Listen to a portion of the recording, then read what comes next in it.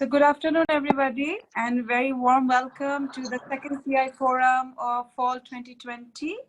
As you all know, the topic is the normal, the abnormal, and the new normal. And today we have, I'm very, very delighted to announce that today we have with us another very special guest, Professor Firdous Azim, Chair of Department of English at BRAC University, who is one of the finest scholars from our country on postcolonialism and feminism, and who also happened to be my teacher. But of course, she is so much more than that. And to introduce her to you, I would invite Professor, our very own Dean of Arts and Humanities, Professor Kaiser Haq. Sir, over to you. Thank you, Tabassum.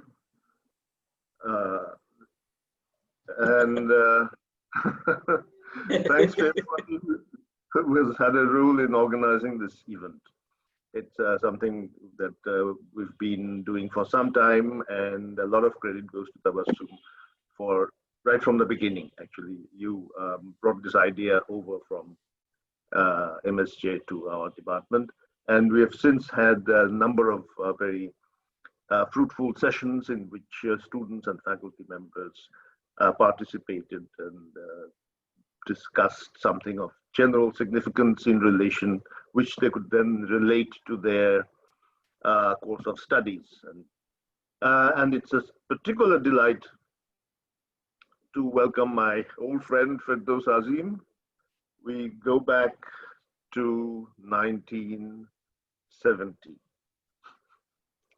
I think in 1970, Firdous went up to Dhaka University. 1 year after me, we had just gone up in 1969 and started the movement. And all of us were taking to the streets between classes, I remember. And then we became teachers at the department. Then both of us were Commonwealth scholars in England. I at Warwick, Firdous at Sussex. I think we just overlapped a bit. And she has done marvelous work, as Tabassum has mentioned, in post-colonial studies and gender studies. And as not only as a theoretician and a critic, but also as an activist. See, she has made tremendous contributions to the social and cultural life of this country. And we were a bit cut up when she left Dhaka University because we were colleagues there. And she went and joined BRAC. And we felt that, well, I mean, we were losing one of our own, you see, but in our field, you see, one never loses anyone. Connections are always maintained. And even after she moved to BRAC, we have kept up friendship and professional connection as well. Many of us at ULAB have taught at BRAC. And from BRAC 2, we have had a lot of sort of interaction with ULAB, and I hope that I think this is a visit after a pretty long time to ULAB for Firdous. And I'm glad that you have braved the pandemic to visit us virtually. And once it's over, I hope that you will be with us again in person on our different occasions. And we hope to see you on stage at ULAB, participating in the different discourses that we organize from time to time. Anyway, but it's a great delight. Without further ado, let me hand the microphone back to Tabassum so that you can continue with the procedure of getting on with the event, and we'll all look forward to hearing Firdous on this very interesting topic. Thank you very much. Thank you, sir, for the wonderful words.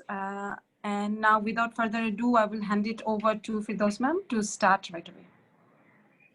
Hello, everybody. It's always a delight for me to be in ULAB, you know, because as Kasser just said, a lot of you have been at Dhaka University with me, then at BRAC University with me, and are now at ULAB. So it's like a home away from home.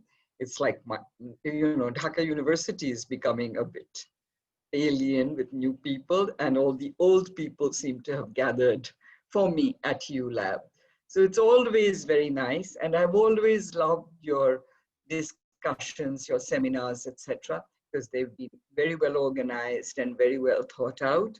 And I'm always happy and proud to be a part of that. Thank you, Kasser, for your wonderful introduction. And the friendship that goes, I don't know how many years, it's like 50 years now, I think, if it's 1970, then yeah. But also that we are supposed to be working on a thing together, of which you're the editor. And I'll take this opportunity to say that I haven't even started thinking about the article. But anyway, this is between you and me, and we can discuss this later. But when Tabassum called me and she told me the title, my first reaction was to say no. Firstly, I didn't know what integration meant. And secondly, when I heard the normal, the abnormal, and the new normal, I thought, look, I don't believe in the normal. And the word normal kind of brings out the issue of norms. And norms are discussed in subjects in disciplines like psychology or anthropology and sociology when they are being empirical, when they are being instrumental, not when they are being critical. So I thought about it, and I thought, no, let me talk about literature. Let me talk about how norms are established and how norms are broken, and how the new normal, of course, this is the new normal now. We refer to our virtual meetings and our masks as the new normal. But the new normal is constructed in many, many ways, and in many, through many forms of protest, through many forms of challenge, through many forms of subversion, through many forms of transgression. So as we think about these issues, I was also thinking about how I could pitch my talk. And as I've been introduced as a feminist and a postcolonialist, I will use both these angles, both these perspectives to enter into the discussion of the normal and the abnormal. And let's see how the new normal pans itself out. While I was waiting for 3 o'clock to begin, I was just browsing through the thing, through the internet, and it's all about Trump. And if Trump is defining the new normal, it's a mad normal, right? So it's abnormal is the new normal, however we define it. So anyway, when thinking about this topic, I was led to the Enlightenment era, and looking at that time as when Europe was grappling with defining the parameters of state, society, and what it meant to be a citizen of the polities that were coming into being at that juncture. And of course, thinking of 18th century Europe leads everyone to think of the famous theoretician philosopher Michel Foucault, who crucially drew our attention to the discursive nature of truth, what we may term norms. I'm using his word for truth to mean the norms that were set up. And this act of bringing into discourse, into language, into enunciation, which creates structures of knowledge and organizes and crucially governs human lives. So it is a construction, and it is a discursive construction. These structures, as Foucault goes on to point out, are absolutely invested with power, and forms of governance and governmentality are associated with it. It is while exploring the ways in which these structures are set up during that era, that Foucault becomes a historian of the abnormal. Thus, in his seminal work, The History of Sexuality, Foucault concentrates on the repressive hypothesis, or how sexuality was domesticated by leaving outside its fold, or the fold of the normal, the homosexual, childhood sexuality, and even female sexuality. So female desire, female longing is considered abnormal in the new normal that the 18th century set up. These left out arenas then became the subject of the newly emerging professions of psychiatry, of criminology, of disease, or the medical professions, and delinquency per se.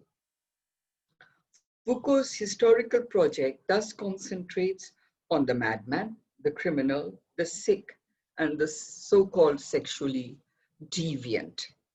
It is through the abnormal that the normal comes into view, and it is through the many forms of governmentality that these norms are kept in place. The coercive, repressive aspects become clear as power plays a part in the creation of the epistemological discourse that structures and governs our lives. So this is how the 18th century structural setting up can be viewed. We can then look at this time, this historical juncture, to look at the left out arenas as defined by Foucault and how they jostle to be included. And of course, as a feminist, I will turn to feminist discourse. Mary Wollstonecraft becomes a very good writer to turn to at this point. Out of the foment and the ferment of Enlightenment thinking and 18th century political revolutions, be it the American Act of War of Independence or the French Revolution, and the firm basis of the concept of equality or the romanticizing of the noble savage were two categories of human beings which remained firmly outside it. And these were the slaves or Black people and women. Now I'm talking people who were within Europe or America at that time. So slaves were not part of this discourse, neither were women. And Wollstonecraft then begins by writing a vindication of the rights of man in 1790 and follows it up by the vindication of the rights of woman 4 years later. So on reading that tome today, one is struck by the appeal that Wollstonecraft makes to and behalf of women. The vindication appeals to women to be rational, to eschew the heart for the head. And she castigates women and literature as a whole for the writing of trashy novels which inculcate in women a romantic twist of the mind, in quotes. So this absolutely is against the romantic assertion, which is to come about 6 years later, of the spontaneous overflow of powerful emotions. That spontaneous overflow of powerful emotions does not seem to refer to women. Women are supposed to be calm, collected, rational, and reasonable, to be self-governing. What is revolutionary about Mary Wollstonecraft is that she takes the control over women out of the patriarchal order, but the issue of governance and control remains firmly held in place. But the onus is now on women to train our emotions, ourselves, to be fit and rational citizen subjects. So this new order that had come into being with the revolutions, this new citizen subject, this equality and liberty is within certain confines, within certain boundaries. And because it is a fraternity, women have to struggle even harder to become a part of that fraternity, to be included within the parameters or the boundaries of the state that is being set up. So now literature is not the domain, as I started by saying, where norms and governmentality are established, but the space where there's a lack of control or a slackening of control, where the imagination and emotion are supposed to take over. So the Wordsworthian romantic appeal to the emotion and the imagination, coupled with the celebration of man in nature, harkens to a sphere outside the realms of societal control and romantic poets take the opportunity to explore these parts of the human mind or psyche that lies outside our ken. So we are exploring what lies outside the structures that have been delineated as the markers of being human. In this context, the image of the poet drawn by Coleridge with flashing eyes and floating hair, who had drunk the milk of paradise, breaks all ideas of norms and gestures to a creativity which is dangerous. Beware, beware. This boldness of vision and breaking of norms is something that female thinkers are always wary of, given the fact that the mad woman will easily be confined to the attic. And as I was thinking about this yesterday, I just saw this program in Al Jazeera quite by chance, and it was beautiful. It was about this woman called May Ziad, who apparently was a lover or an admirer of Khalil Gibran. And she was a huge poet in her own right, but her poetry has never been found. And in fact, she was locked up in a lunatic asylum by her family members, not for being a poet, but for inheriting a lot of property, I think. But you know, like women are, what should I say, labeled as mad, labeled as insane, and then locked up somewhere. So any deviation from what has been set out as the norm, what has been set out as the parameters amongst which we are to operate, and that becomes a huge issue in women's lives. So even in the pages of literature, the image of the mad woman, the one who breaks norms, gives way to her emotions, allows her desires to hold sway, is castigated, is expelled from society. Thus, the mad woman in the attic functions just as her mad laughter that rings through the silence of Thornfield Hall as a warning and cautionary signal to all women, including women writers. So Charlotte Bronte's image of Bertha Mason, of Bertha Mason's madness, of uncontrolled sexuality, of uncontrolled rage and anger is something that affects even the woman writer. I'm sure our imagination, the reader's imagination, is peopled with tragic heroines right from the start, beginning with Clytemnestra and down to Anna Karenina and even Bimola of Our Ghore Baire. So any stepping outside the very strict boundaries that have been set for us means disaster and expulsion and tragedy. So going on, this early modern era, that is the 18th century, had established the public-private divide in gendered terms, as Foucault has also pointed out in the history of sexuality. What's wonderful is that he defines the architecture of the house to show how homes are made to divide the various functions of each member of the family, and then how within the homes we grow up knowing what is our place, position. As you know, he's done that with the architecture of the penal system, but even in every aspect of our lives is designed and structured in very physical terms. The pages of the 18th and 19th century English novel are concerned with the individual in struggle with established boundaries and norms. We've been looking at very fraught relations women had with these structures. But these norms are also visualized in terms of other subjectivities, which form for these writers a kind of fascination and wonderment which can only end in tragedy. And here I will bring in the position of the other man maybe.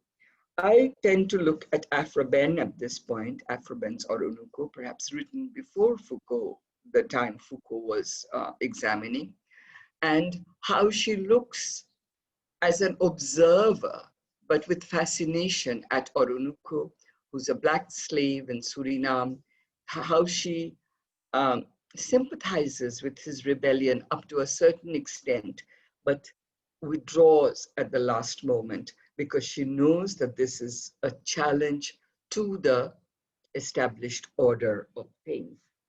The other novel we all know a lot is Wuthering Heights, in which the other, Heathcliff, is brought into the boundaries of established society, and Catherine's desire and love for him results in tragedy. Now, in both novels, I think the writers very carefully use a kind of narrative device to keep themselves separate from the narration. Afra Ben wrote Roma a Clef, autobiographical novels, where the writer is very visibly present in the narrative. But in Orinoco, she is very carefully positioning herself as an observer outside the story, not as an actor within the story. So it becomes nearly an anthropological eye looking in at the other. In Wuthering Heights, I think Emily Bronte has used layers of narrative voices to distance the story so that the display of desire, of love and revenge can be viewed from that distance that gives us a critical eye. These writers do not seem to be able to enmesh themselves in the story or to enmesh themselves in a way that would make that madness, that desire recognizable as female and as pertaining to all women. Okay, so Madness and Civilization is the title of one of Foucault's books, we know. Foucault is famously or infamously supposed to have said that the world is Europe, and the civilization that he pictures and characterizes and explores is very Eurocentric. But as students of English literature, we had to wait for the writings of Edward Said, and perhaps not really that this can be contended, to show us how European civilizational discourse, through its world-conquering colonial project, continues to dominate, so that the othering processes that colonialism set into being still pervades and still prevails over discourses of world literature, of literary writing, of discussing literature even today. And though we are sitting in a department of English and discussing literature, we obviously are doing that, but I contend that all literatures have gone through this process that Said describes of colonial discourse, influence, etc., by which othering influences enter. Is there any problem?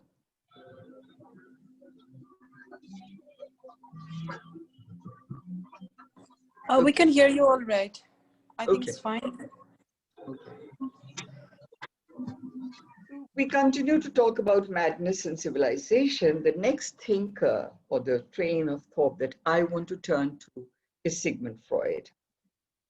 Psychoanalysis, from the moment of its inception in the early part of the 20th century, has tried to delve into the unexplored arenas of the human mind, of the unconscious, and to understand what we broadly term as madness. In its examination of the human child's growth into subjectivity and into gendered subjectivity, repression again becomes the hallmark, becomes the key word, as the human child is made to take up its gendered position. Without going into the details of the castration or the Oedipal complexes, what the unconscious mind, Freud shows us in this process of child development, is a morass of undifferentiated material and uncensored desire, which in its progress towards subjectivity has to be repressed and censored. Freud's essays, and rather than his tomes of writing, I love his small essays, provide nuggets through which to explore the relationship between the creative self and the unconscious mind. In the essay Family Romances, for example, Freud shows how this oscillation between the mother, or the body of the mother and the father, or the patriarchal order in which the child resides, this places the child in a place of eternal lack and longing. And here we are talking about both men and women. And then the task of literature is really, or the task of the artist is to bring out this material, to make it come out and make it function in a way that we can understand. So his other essay that I would like you to draw your attention to, little essays, little snippets, is Creative Writers and Daydreaming. And he associates the mind of the writer and the dream world together. But just as in the dream world, our access to the unconscious is through the sublimation of art and through dreams. And just as the dream world does not speak in a direct manner, but in symbols and metaphors, in repetitions, etc., these things become the elements of art itself. And when we come to modernism, from that great 18th, 19th century to the early 20th century, we will see how this fragmented, dissociated, broken aspect of the human psyche, there's an effort to reflect it in art. So what we had been seeing in Wordsworth or in Dickens or whoever is, we were looking for a wholeness, to see how the character develops. We were trying to see the child as the father of the man, and we were trying to see connections. But now we are in the world of disconnections, where connections cannot be made, where, Foster has to say only connect because he cannot connect. And these insights, as we see, have had great influence on writers and artists. Beginning with experiments in artistic abstraction from Cubism to Expressionism, the effort was to go beyond the surface reality and to look at the elements that compose that reality and to look at the fragmented nature of that composition. In literature, we have eschewed social realism at this stage, and we have come to an exploration of the human psyche, which is, best expressed or, known to be expressed through the stream of consciousness method. So we're not looking for 1 + 1 = 2, but for 1 + 1 = 0, maybe, to abstractions of the highest order. So madness or deviation from the norm becomes the norm as these arenas are explored. So the normal and the abnormal, the vibhajan, the division between the two doesn't work anymore. So a potent theme of exploration or research could at this point be the status of the woman writer. How are women who have formed for the literary imagination the place of the other, the place of the irrational from which deviance from norms can be examined, placed in modernism? How do they appear in modernist literature? The most celebrated modernist female expression is made by a man, and that is Molly Bloom's soliloquy in Ulysses. Both in subject matter and style, the soliloquy is stunning, but the question that remains is whether women are freer in any way than hitherto, are they still bound within the tight grasp of normality, which grips us tighter, which grips women tighter, even in art, than than before. So this period of high modernism throws up few women writers, Virginia Woolf being the most celebrated among them. While she explores the relationship between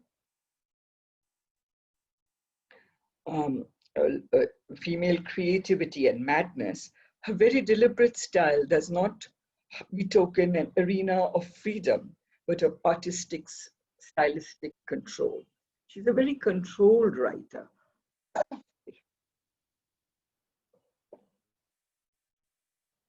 She doesn't go on to, expatiate on women's freedom.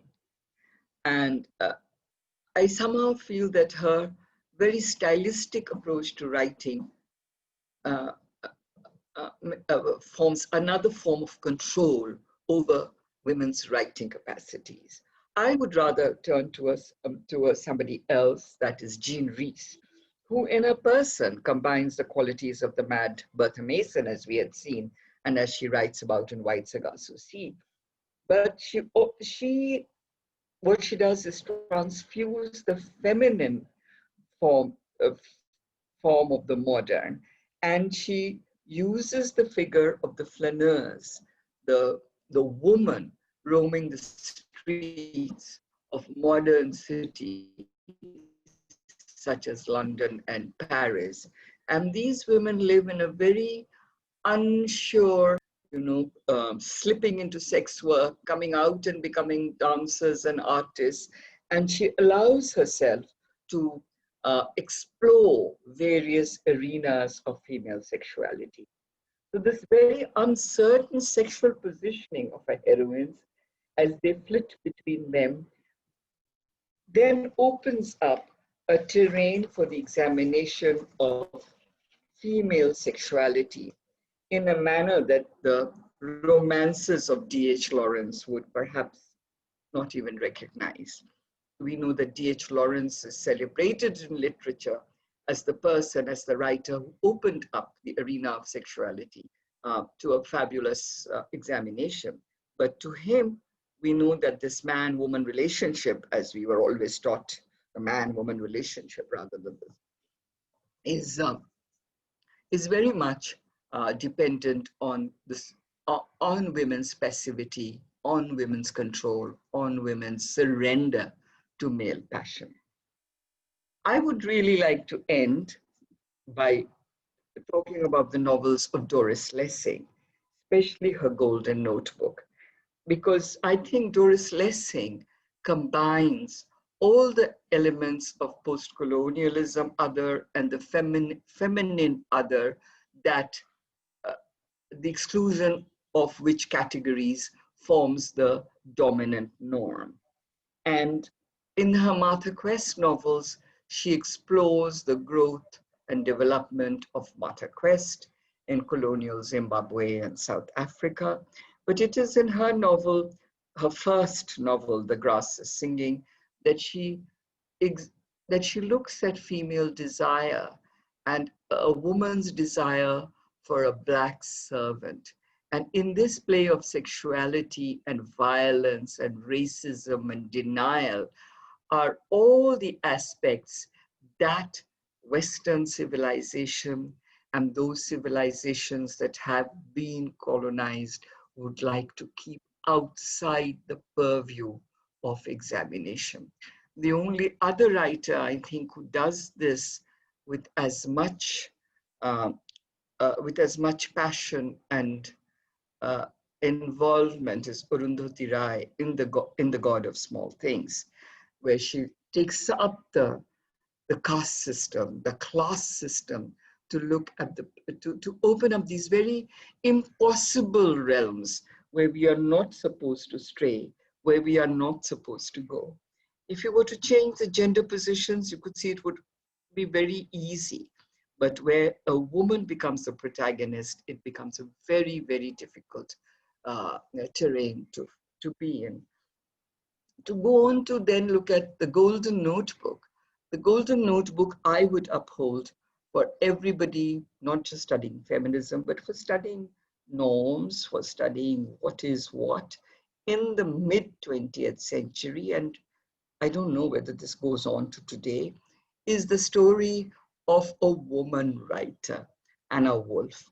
And Anna Woolf, as she struggles with writing, as she struggles with being a mother, as she struggles with being, and her chapters are called Free Women, Free Woman 1, Free Women 2, and being a free single woman, of being a communist activist, and of then trying to find find a place for herself in this world, and verging on the edge of nervous and mental breakdown. With the Golden Notebook and with the Martha Quest stories, there seems that Doris Lessing then swerves into another world of science and spiritual fiction. It is as though this examination of the female psyche has led her into other worlds. And that is where I stop, because that is where I feel that I cannot go. Maybe it requires another kind of critical eye, another readerly eye to follow into those terrains. Now we are talking about the new normal. And when we talk about the new normal, of course, we are talking about this. So it's a very technological new normal. The new normal will be defined by, and I suppose new normals are always defined by technology, by science, by how we communicate with each other, how we write, how we speak to each other, all of that. But the new normal also means donning the mask, wearing the mask. And I feel that this mask wearing and the moral, what should I say, the moral stance that we are all taking on the mask leads me back to the niqab and to the whole burqa dispute. Do we then, is there any way that we can combine these discourses, the discourse of the veil that has been, what should I say, concerning us, that has been something that has been animating feminist discussion across the world. At one level, we've been talking about freedom of expression, and at another level, Macron has been talking about European values, French values. We have been talking about coercion, repression of women. That is why we wear the veil or not. And that, I think, should take you back to our Rokia Sakhawat Hussain, and to, again, a small essay that I like very much called The Burqa, and where she says that it is, the burqa is not the piece of cloth that is important, it is what that piece of cloth signifies. And she goes on to examine the many dimensions of that signification. We know she has written Oborod Bashini, which is the strongest protest against the confinement of women that I have come across. But when the confinement of women and women's dress codes are combined, that again makes us wonder about how women are controlled, what lack of control means, who controls, etc., who sets the norms. But now the norm is back to wearing the niqab for all of us. So with that, I'd like to come to an end. Yes. Thank you so much, ma'am. I think it was quite a lot for our students. I'm sure they have learned a lot from this, and it has opened up a lot of avenues to discuss it more. So I would like everybody to, if you have any questions, we would, keep the floor open for question answers now. So please write your questions in the chat box, or you can also ask here. And I would also request everybody to be precise. We would like to take as many questions as possible. So do we have any? Let's see. I think Deep has a question. We have a big question already from one of our students. Ma'am, can you see the chat box? He has written it here.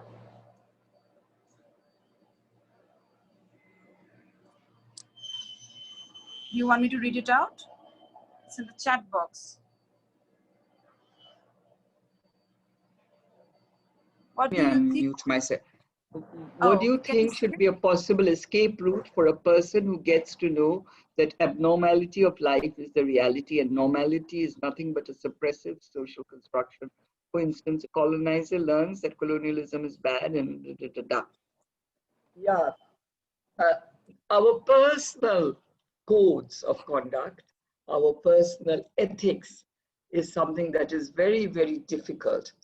But I think recognizing that the normal and the abnormal are intimately connected, that the abnormal is the normal, and the norms have been created and kept in place, would in the first instance make us more compassionate and make us more aware of other things.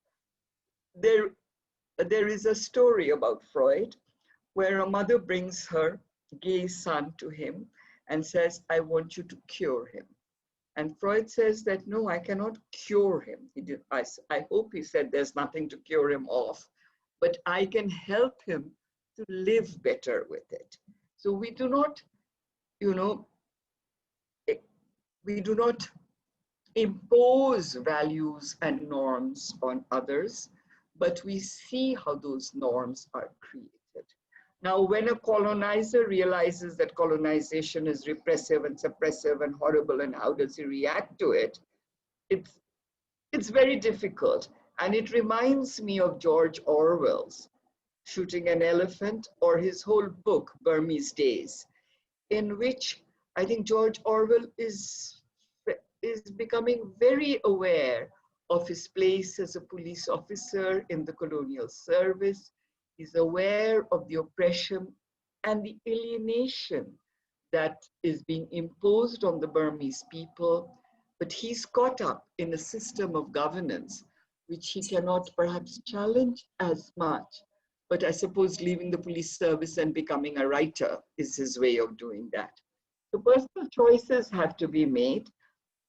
But I think the first thing that it will do, is not think of norms as existing, as pre-existing, as this is normal, this is abnormal.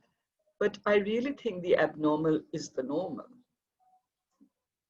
Does that answer your question, Deep? Yes, ma'am. Thank you so much. In my presentation, I try to look at your syllabus, and because Tabassum sent that to me, and try to keep it within that syllabic framework, but I couldn't address everything. It would become another hour long, I think, if I were to do that, but just concentrated on two moments, as it were. So do we have more questions? Questions, please, if you have any. So, ma'am, can we say that, normal is a category that is actually is there to be broken, right? If there is no breaking of normal, there is no really going forward. But all we can do is that to become more informed about what it entails. So maybe that can be a way forward. I don't know about forward, but I mean, nothing is set in stone, as we say, and things are created to suit certain power structures, to suit certain discursive structures, and there's always a clash. But literature, art, etc., is the place where we can examine those from. We can question those. We don't have to live those, and we don't have to enforce those in any way. Now, of course, it becomes very difficult for me to talk as somebody who's a teacher and who's, establishing norms. These are the norms of your classroom, etc. But yes, they are there to be broken. They are there to be challenged. They're there to be asked about. Right. So having an open mind, be critical of whatever we are offered is what we can do. I don't know about an open mind, but a critical mind. Okay. Yeah. And the word norm, and my first reaction, if you remember, normal just, kind of pushes back against that it seems that, you're now putting everybody in a box of normalcy. Right. And that is where I love our subject, that we are allowed, that it allows us to open up many avenues of exploration, of criticism, of examination, of analysis. Whereas I think if I was a doctor, I would have to talk about the normal heart and etc., etc. I would have to take a stand for normal health, So that's, we are allowed, and that's what the arts does. That's what makes it exciting. Hello, ma'am. Hello. This is Arifa. How are you? Good to see you. Ma'am, I was just wondering, at the end of your presentation, you mentioned how this is like the new normal, and referring to the technological aspect of it. But I was just thinking that, because as I was listening to your lecture, I am actually in the kitchen. I was peeling potatoes. So I was thinking, so what is the normal? What is supposed to be the new normal? And is this abnormal for me to be, engaged in my professional life and my personal life at the same time? And, and I've had these experiences in the recent months, where a colleague has called me, usually a male, around 8 or 9 p.m. and is surprised, and as if what do you think you're doing at this time? When I say that I'm fixing dinner for my kids, and it's like the reaction is like, what, dinner? You should be on your laptop or something. So how do we bring all these aspects together into something that's even a semblance of, I don't know even what to call it, if this is normal or abnormal or a new normal? What do you think? I think the division of life into work and home, into profession and domestic, it was abnormal. It was something that came up with the Industrial Revolution. It divided the gender roles of the home into the public and the private, etc. With the pandemic and with working from home, this working from home has made work and home come together. So as you're saying that you are fixing dinner at 8 o'clock in the night for your family, and that comes as a big surprise, but it also surprises me that I'm in a meeting at 9 o'clock in the night. I prefer to be that, okay, all the work is done, and therefore we're sitting down to a meeting now. So time, how we allocate our time, how we allocate between work and domestic work, domestic chore and professional work, between leisure and work. Just as in this webinar, you can easily, get off, put your microphone and your video off and cook dinner. Nobody will know, but you could be listening at the same time. I think a new way of organizing time, so perhaps a new way of normalcy is coming, but I don't think it is. That's the sad part. I think we're all going to go back to how we were. I think we have another question. If we should get rid of all these constructs altogether. The idea of normal, like the idea of utopia, is a historical construct. Do you think it's time we got rid of these constructs? I don't know that I would associate utopia and normalcy together. Utopia is actually a wonderful way of, we're never going to be able to get rid of the normal as well. A new norm will emerge, a new form of constructing our lives will emerge. And utopia will always give us a space from which we can overstep beyond the barriers, beyond the ways that we are limited in our thinking between the normal in the normal world.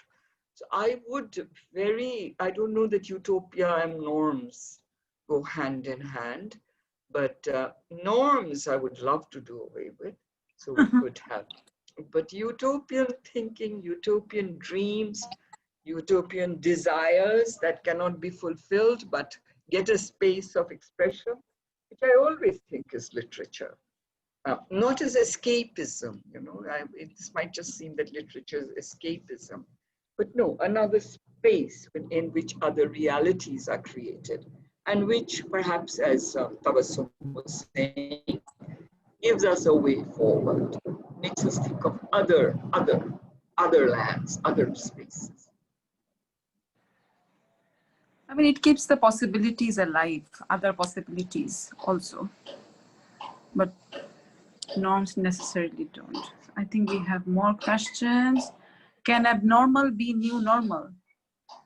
Oh, of course.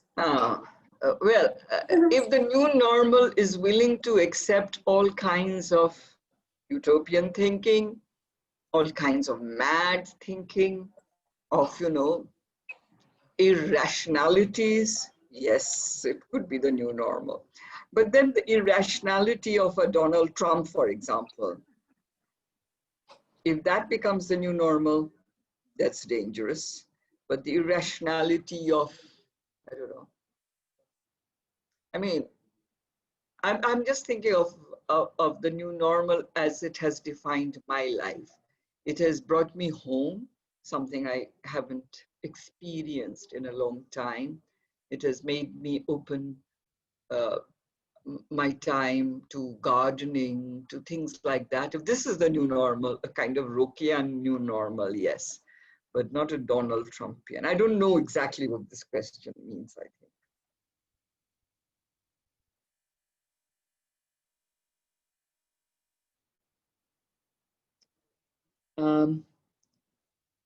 There's another question from Deep, and I think that if we accept the fact that nothing will ever be normal, there will always be a clash. Do you think gaining the knowledge of this imbalance is the primary evil? No, I don't know what you mean by gaining the knowledge, but let me just say about this clash. Yes, gaining the knowledge, what does that mean? Ma'am, so what I was trying to say is, it's a really interesting thing that I see with my mother, because my mother is a housewife, and whenever my friends or my cousins talk about that, why you work so hard in the house, like you could have gone out and work and earn, but for her, that is not even a reality or a life that a woman should lead, because my mother thinks that staying at the house, doing all the household works and doing everything for children and husband are the primary things. So this thing that she does is not at all suppressive for her, because she thinks this is how a woman should lead. But a woman who knows that there has to be a balance between work and household chores, they often face the problem of balancing this out. So do you think, in this sense, gaining the knowledge that we need to balance everything between the normal and abnormal is the evil? Firstly, this clash that you're talking about, to go back to Foucault again, he doesn't see life or the world as progress, right? He sees it as a clash of discourses. And like different discourses are clash, it's a state of war, if you read his essays on power knowledge, and which can gain prominence and dominance. So there is no right or wrong about it. There is nothing good or bad about it. There's a play of power. And all of us, whether we are the woman who thinks that housework is best, or we are the woman who thinks down with housework, I want to be part of this world, we all are struggling to put our views forward. So in that clash of views, in that clash of ideologies, if we call it, or in this clash of discourses, as Foucault would have it, I don't know that there would be a balancing out. There would always be a struggle. There would always be a one-upmanship that I will establish myself. But as it is, discourses of being at home, being at work, being making my home my workplace doesn't depend on individual choice. It depends on systems. So even in this lockdown, even while the lockdown was at its height, garment factories opened, and the woman garment factory worker had to be in her place of work, leave her home to go to her place of work. Now, where is the balancing there? It is a way that systems work. And so when we talk about the new normal as making it work from home, we have to also think of other forms of work, other forms of production, which may make it possible. And that is why I said that I don't know that there will be a new normal, that we will just go back to the old as soon as we can. So I don't know that there is a primary evil, but there's definitely a primary fight. There's a primary clash. There's a primary struggle, and everyone would like to be on top. Let us face it. More questions for you, ma'am, from How Nosheen. can all new normal be acceptable to everyone? Could you kind of break down that question a bit? Nosheen?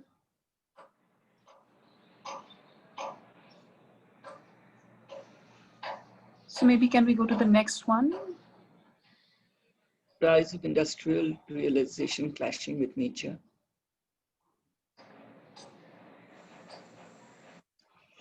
Yes, I like this question because,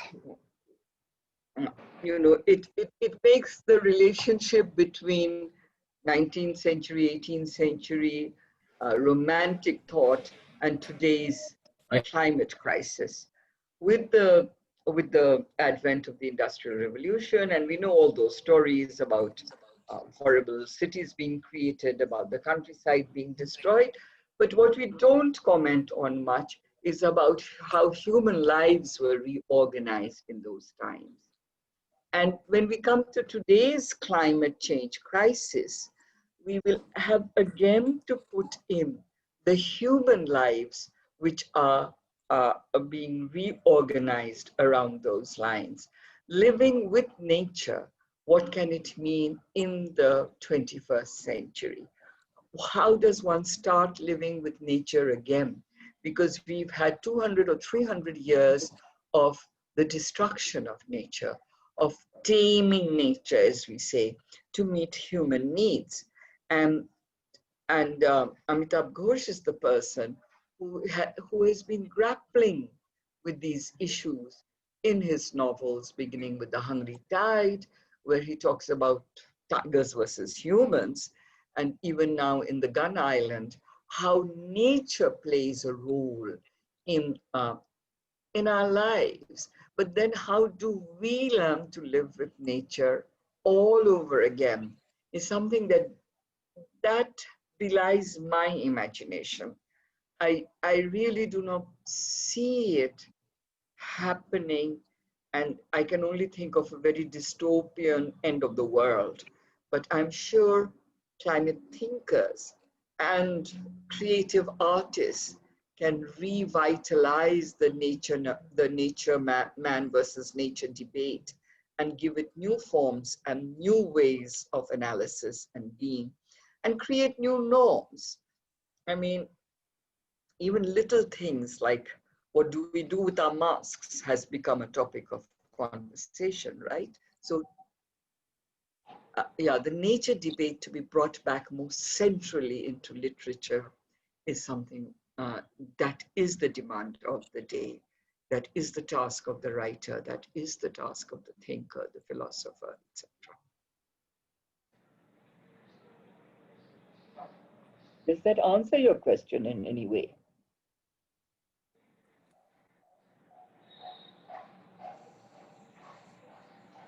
Monisha? Monisha is the one who asked this question, so I don't know whether it answered it in any way. All right, we have another question from Mashur.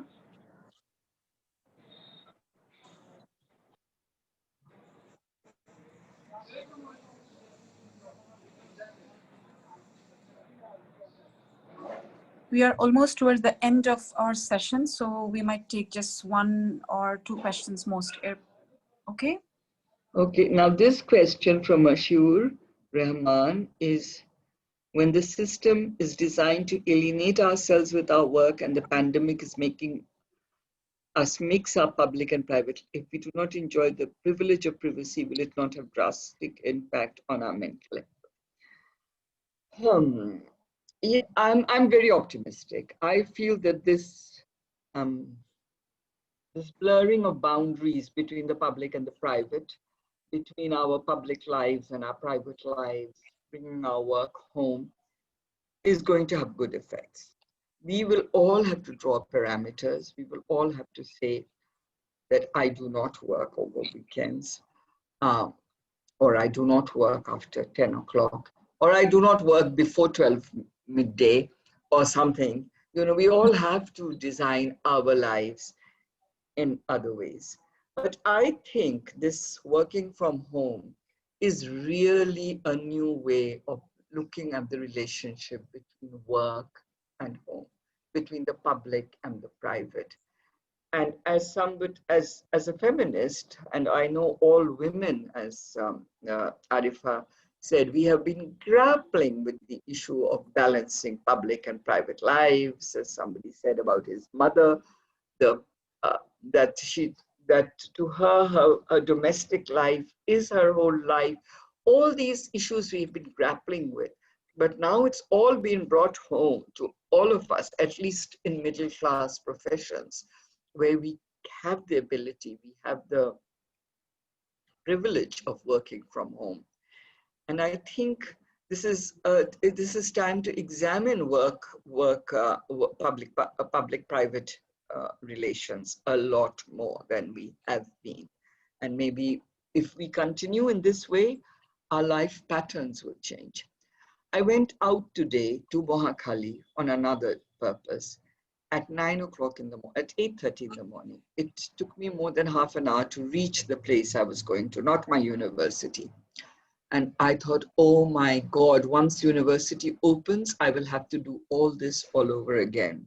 But the fact that I don't have to go anywhere, that I just have to open this thing and talk to you and then shut it and then perhaps, you know, go off for a nap or something, or go into the garden or go into the kitchen, that's so wonderful.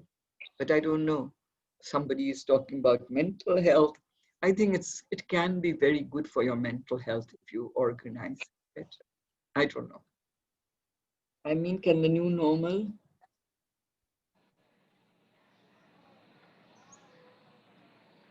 Again.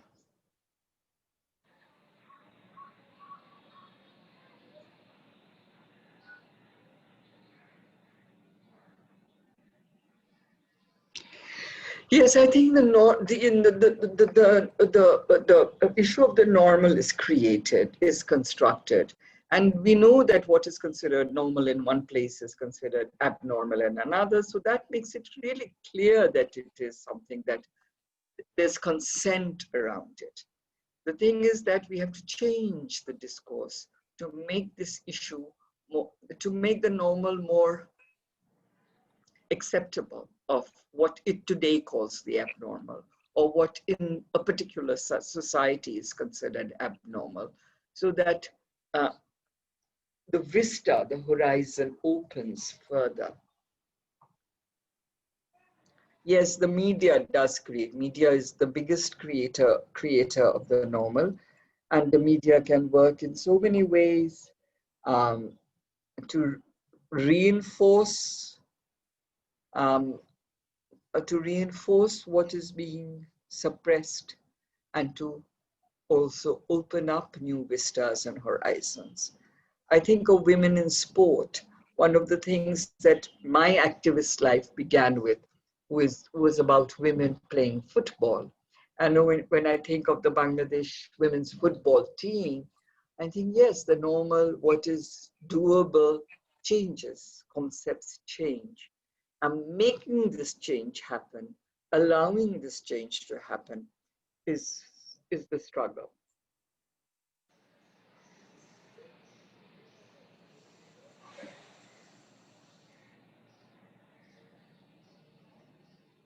Do you think this new normal has normalized science enlightenment all over again? That's from Shamshad. What do we think? Well, I think technology is, and technology and science are taking such a front seat that I don't know whether they are the determinants of the new normal, but they're definitely instrumental in what people like you, writers, etc., are going to determine is the new normal. Because without the technology, without the science, this new world that we are inhabiting, and I think we are at the threshold of, would not be possible. So yes, science is playing a huge role. I don't know what is happening to issues, to spiritual and religious issues here, whether they are in clash or whether they're in tandem, but we seem to be back to the brave new world of the early 20th century of modernism. Shamshad, do you agree? Do you agree? I was actually thinking of Donald Trump and his debate with Fauci. So the way he kept on denying science, so with the bleaching powder and all that, so all the remedies that he was, and at one point, it seemed, this was a debate between science, like rationality and irrationality. So that, and when you think of virus as something entering our body, so it could be a national body, a personal body, or a social body. So the normal reaction is to have an antibody. And what this pandemic has done, so we have somehow normalized the idea that you can separate and isolate yourself and distance yourself from the social body. So the self-isolation, and that in a way has helped Trump's nationalistic agenda, the racial agenda, and all that. So you probably touched on that idea, like so starting from the idea of madness, the romantic idea of flashing eyes and floating ears, and then you went to the Enlightenment logic and all that. So that's why I was thinking that how the virus is actually redefining the space, and the previous question that Monisha asked in terms of nature. So if the vector was a bat, we encroached upon the natural landscape, and nature is hitting back and forcing us to cocoon in our own personal space. Yep. So are we entering this Adorno Horkheimer kind of pre-enlightenment mythic zone or not?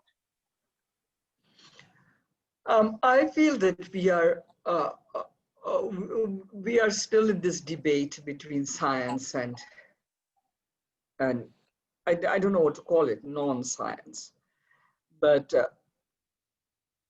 I think the scientific discourse is the winning discourse. I still feel, maybe I'm being very, very modernist in my approach, and I feel it is winning, and that's going to be the discourse that will dominate. It is the social structures that will have to be reformed and rethought.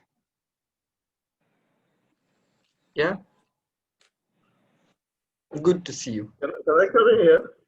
I think Shamshad, yeah, and I think I'm with those here. I mean, this whole thing about science versus, the Enlightenment versus,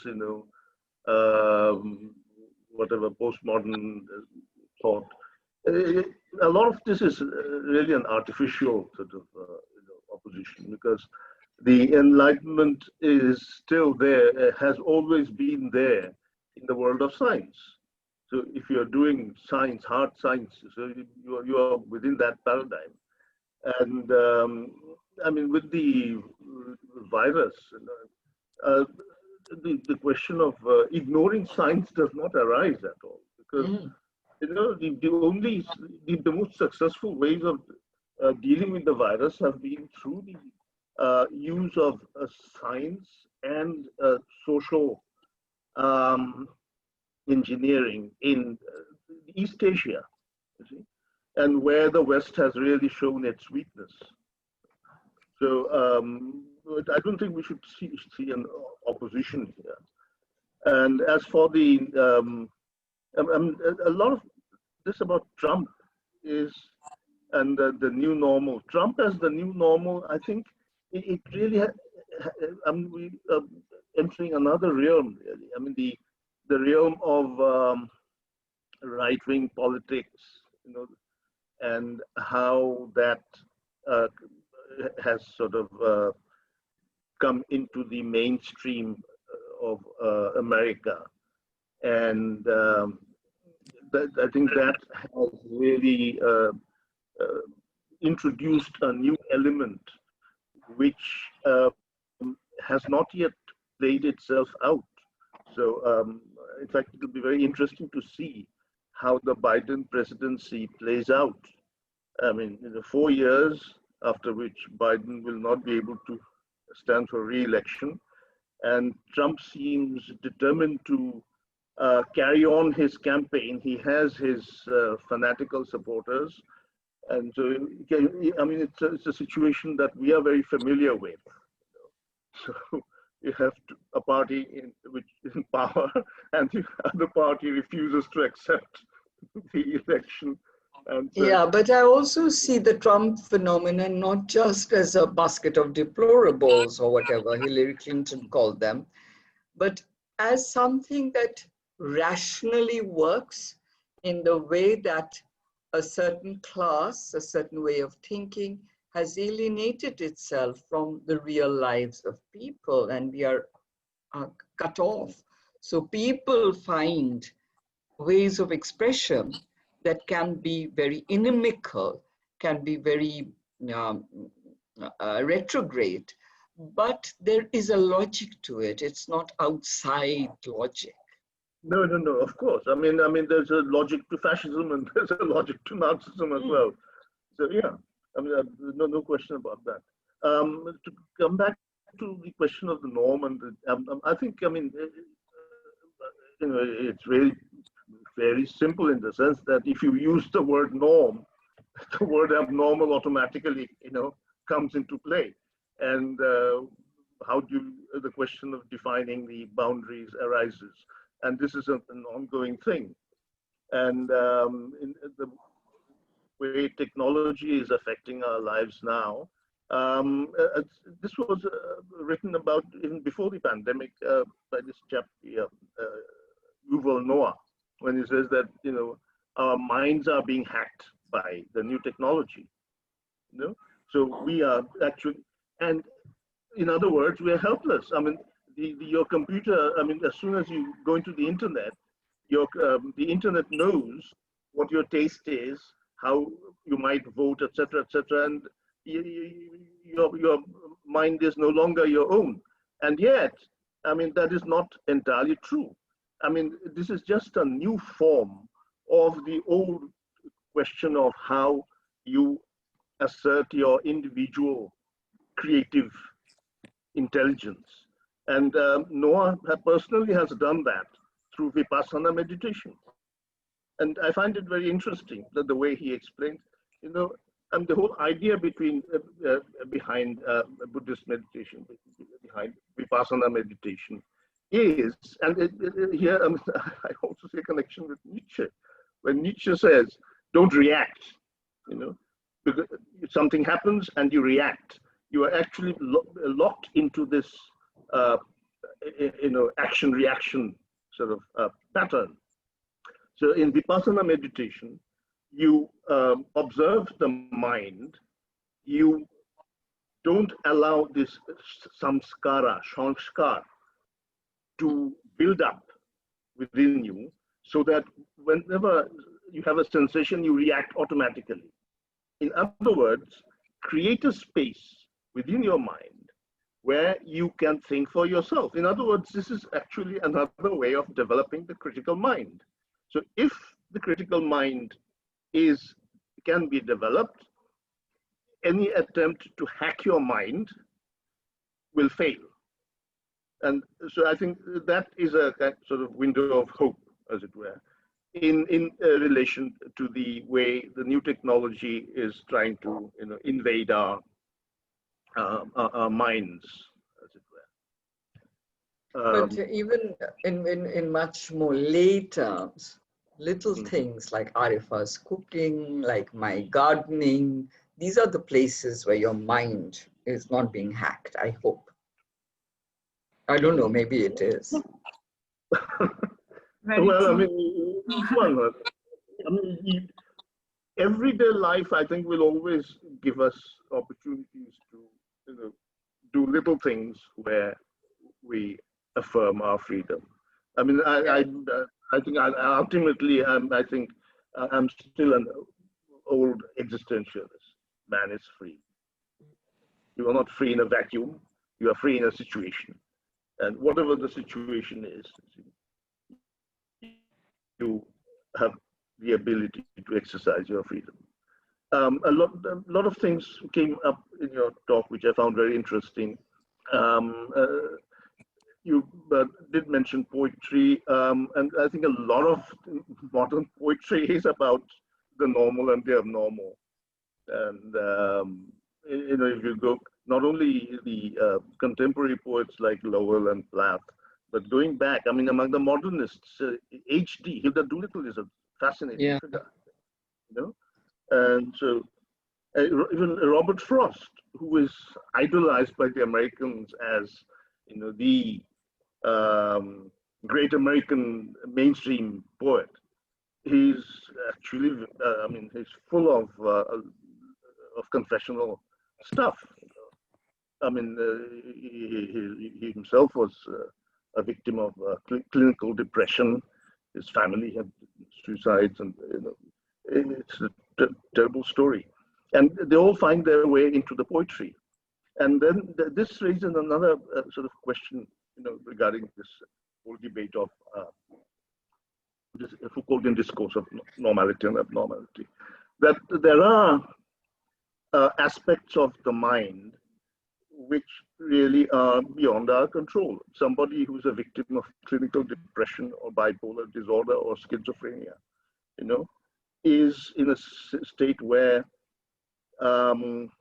psychoanalysis cannot help that person. And there has to be, other kinds of intervention. So there are, I think, limits to the, psychoanalytic discourse, which are very real, I think. And because a lot of the problems which people face and which we come across even in our professional life, have to do with situations which, just plain counseling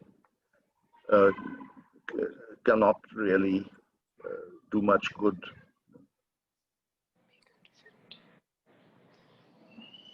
Another thing about someone brought in romanticism and nature, which I found very interesting also.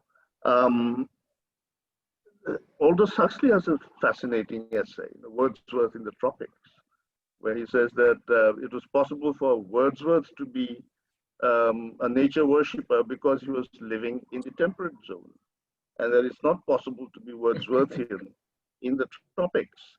Now, when he wrote it, he had his reasons, but I think the situation after everything that has happened, with over the last 100 years is such that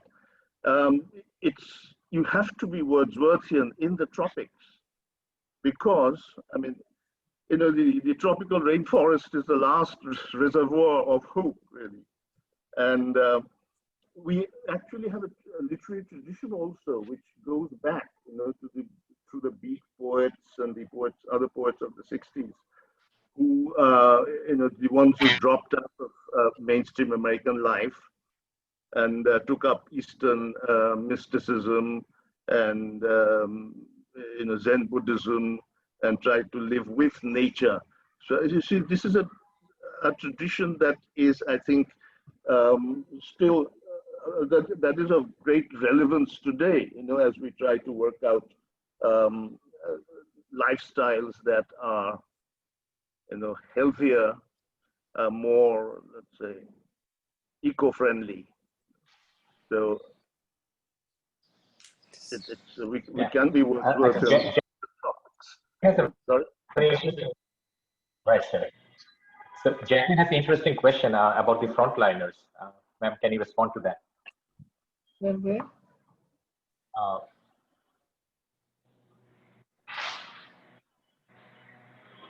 From Jacqueline Jessica Gomes.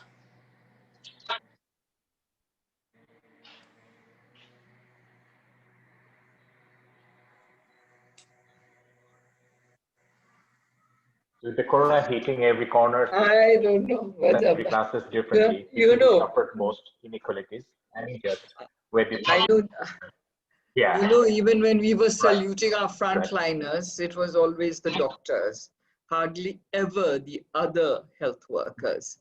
So I am hoping that, as I keep on saying, that I'm hoping that the corona situation will bring us closer to each other, will bring us into thinking about others, because we are all in the same situation as far as the corona is concerned. But of course, the structures, the social structures and divisions, the gender divisions will not go away just like that. We will have to work towards it as well. And questions like these really bring it home how differentiated, gender and social differentiated we are. Yeah, I think it will if we allow it to, if we make it to. I think there's a lot in this situation that will bring about the new normal, and the new normal doesn't have to be the Trumpian new normal. It has to be that more meditative, personal new normal at the personal level, at the social level, to make use or to bring about more solidarity as we are all in it together. This is the most difficult one to attain, I think. And the third thing is that, you know, science, I don't know, because maybe I'm so dependent on the computer today that I feel that science is the way forward, that we will have to re-establish some kind of, you know, rationality, scientific thinking, etc. But then, as Kasser pointed out, we still need to have that space where our mind is our own. And I think we'll all be able to search for those spaces. We have enough time. Corona is giving us that. I think that beautifully also answered the next question that Mahfouz asked. The related question. I think you've already answered that. Okay, Mahfouz, how are you? Well, it's about the politics of vaccine. So maybe. Yeah. We don't know about the politics of vaccine, but yeah, but if even in the developed countries, if the frontliners and the more vulnerable people get it first, wow, that's a big step forward. But let's see what happens. I don't think we need the vaccine. We'll be over it. I'm being Trumpian here.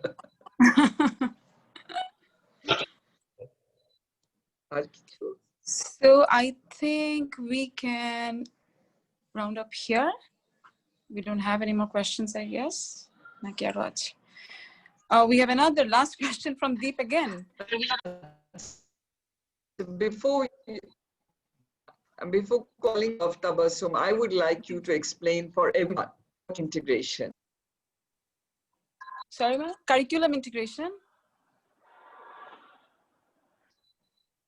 Yeah, I want to know more about it. Oh, it's a new concept.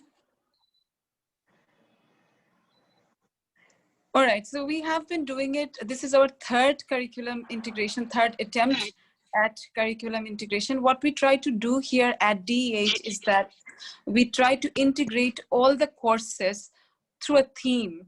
So all the courses offered in a semester, they engage with this theme, and this theme is not taught in class. So this is a sort of a learning beyond the classroom. And so we bring in external, resource people like yourself, and also we take part in it. So students throughout the semester basically work on these, theme, and they try to kind of all streams, linguistics, literature, cultural studies alike. So what they do is that they try to kind of, dissect this. They try to use theoretical lens to understand some problem, which could be literary, which could be of other natures. So towards the end, they produce something. We have projects, final projects, which I'll be very happy to, did she get cut off?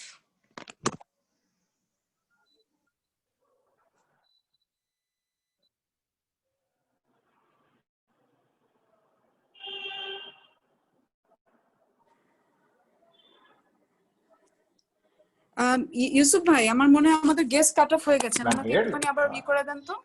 She got disconnected.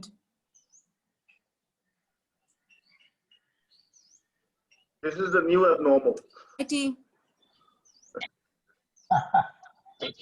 হায় ভাই, শুনতে পাচ্ছেন? জি ma'am, ওনাকে phone দিতে হবে একটু, আমার phone number তো আমার কাছে নাই। আচ্ছা, আবার লিংকে ক্লিক করলে কানেক্ট হতে পারবে।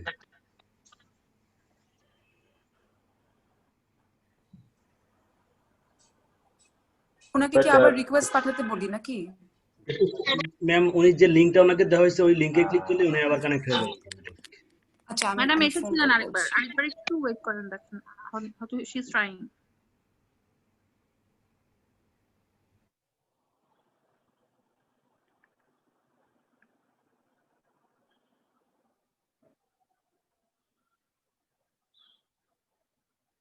So good to see some of our colleagues from BRAC. Okay, so yeah, ma'am joined. Yes. So hello to everyone and all that. So Tapas, yeah, carry on.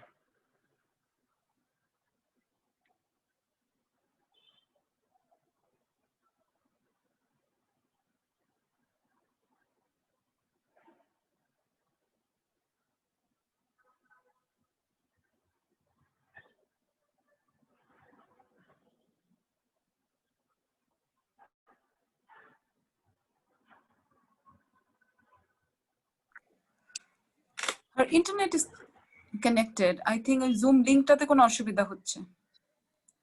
I've asked her to try one more time. Sure.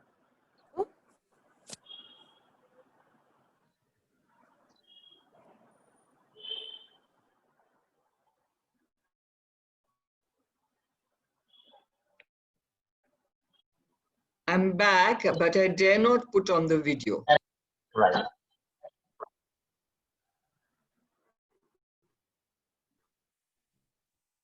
So much for technology. Yeah. That's the new normal. Thank you. Yeah. Technology dependent. Yeah.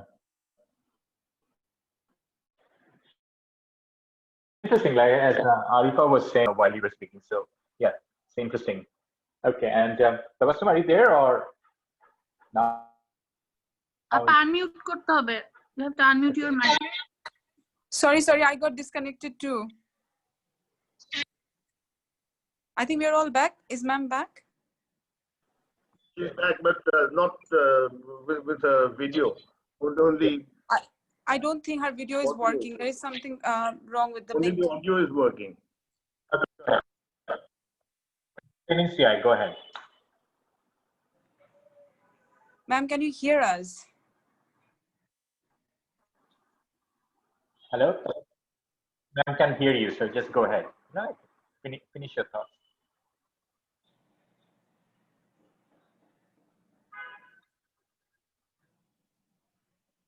Tabassum, can you hear me?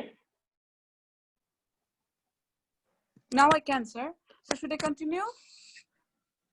I can't hear her though. Or let me just Don't worry finish about what it. I was I think saying she's about the curriculum integration, if she can hear us. So it's a kind of a, an effort from the department to integrate all the streams and also to train our students to use critical analysis more. So give them ample chances beyond the classroom to practice that. So this theme actually unifies in that sense. That's why curriculum integration. Thank you so much. I will hand it over to Shamshad sir now for the concluding remarks. Shamshad sir. But I think ma'am got cut off again. I can see her. Is she there?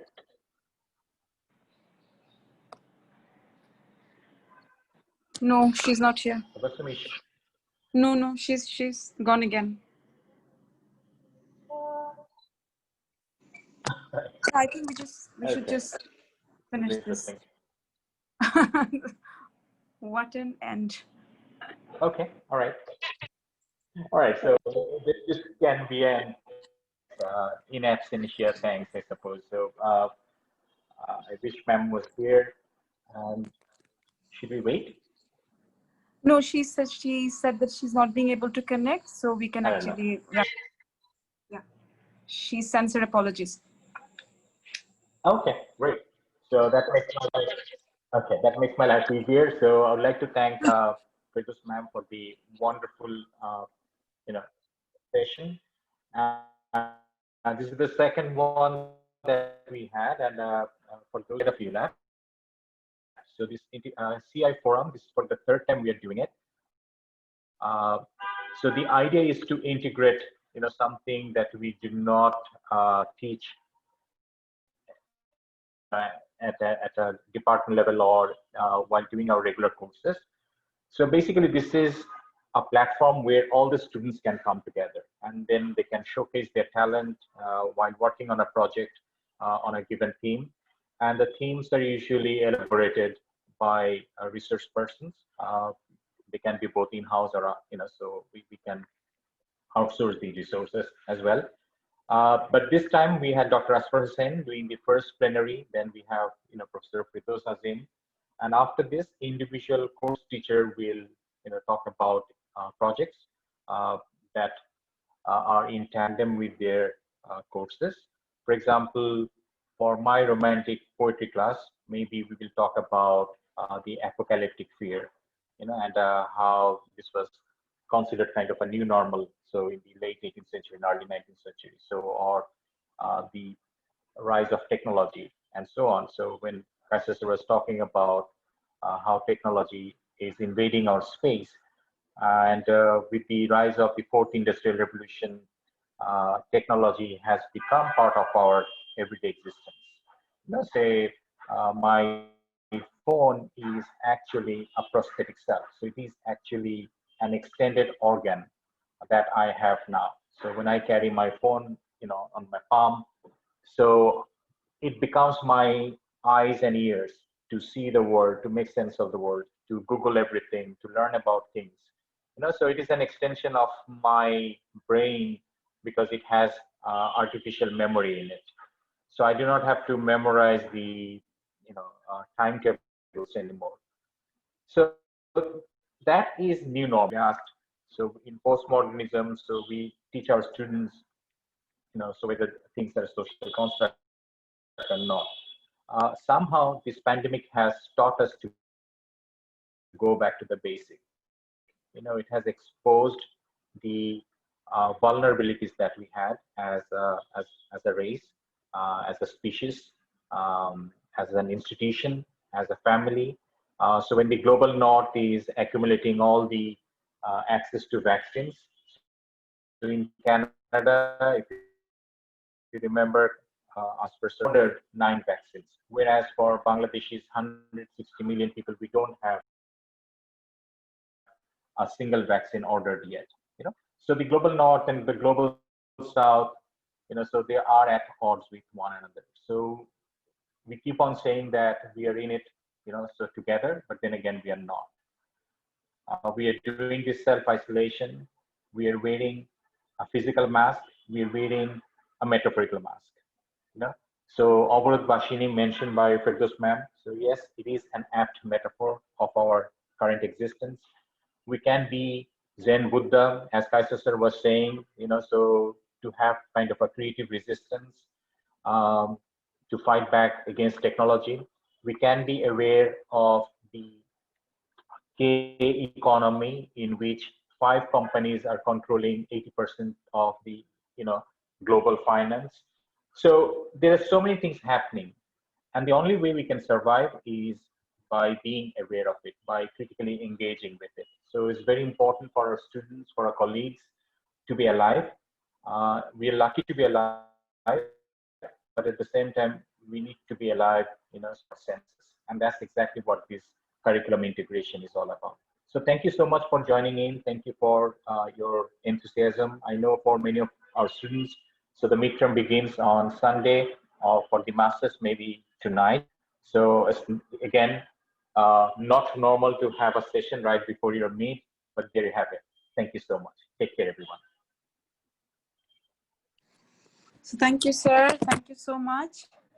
I think that brings us to the end of the session. I look forward to having all of you join us for the final exhibit.